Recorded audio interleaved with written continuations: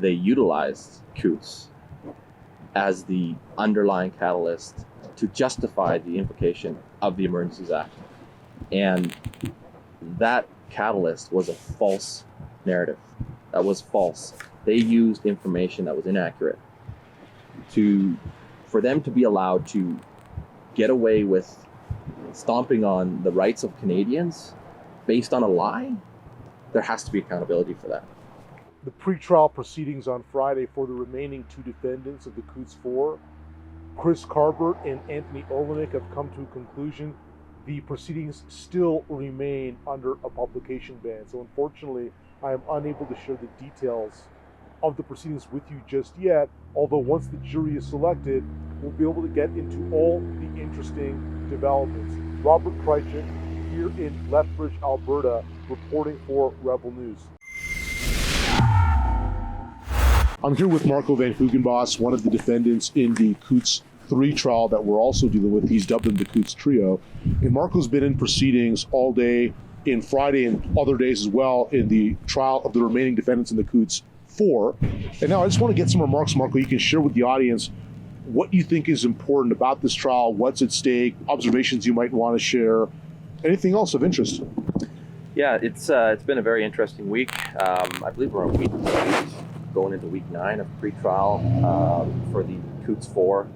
And when we say the Coutts Four, we're dealing with the prosecution for Anthony Olenek and Chris Carbert.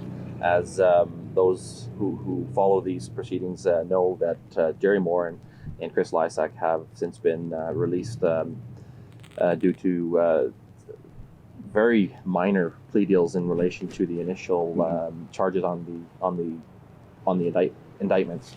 You got to go back to this prosecution of the Coutts Four, which now to some degree leads into our prosecution, the Coutts Trio, which trial starts April 2nd. But the Coutts blockade was the underlying catalyst for the implementation of the Emergencies Act. And what we now know is that the highest officials in the Liberal government, the previous Minister of Emergency Management, Marco Mendocino, previous Commissioner Brenda Luckie, Chief of Staff to the Prime Minister, Katie Telford, and even the Prime Minister themselves, under oath at the POEC, the Public Order Emergency Commission, they perjured themselves. They testified to evidence that they were made privy to and that was shared up the channels of command through the RCMP and to the legislative branch of the federal government. It was inaccurate. It was a lie. And this whole facade, the Coutts Four prosecution, was trumped up largely. There might have been a fact, and on that fact they built a false narrative.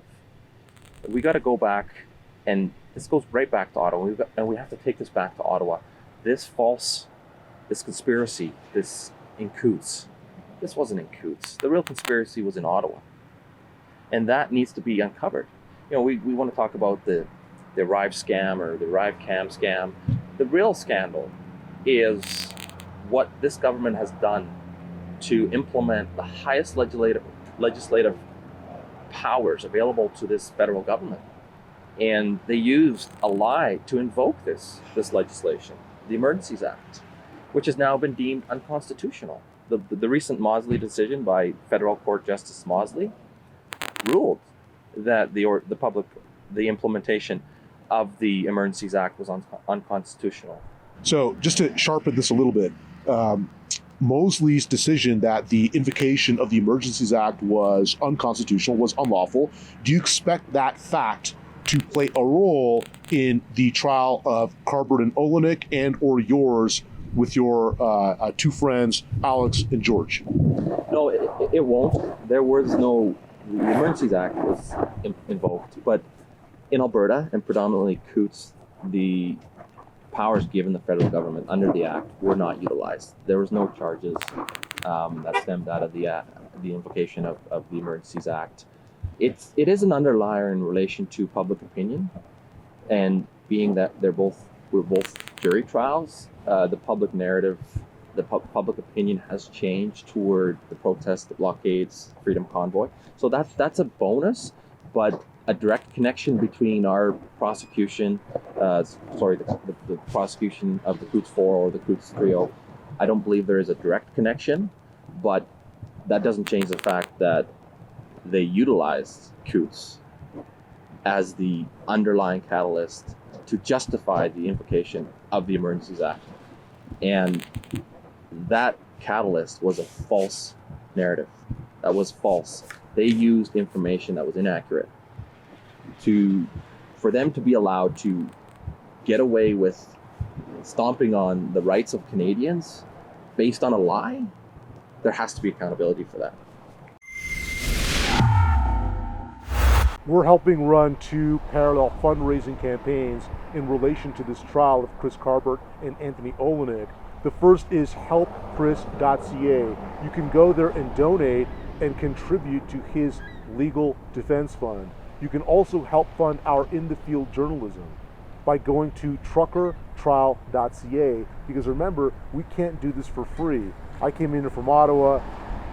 The flight's not free, the car rental's not free, the Airbnb is not free, and your support and your contributions allow us to continue to do this reporting.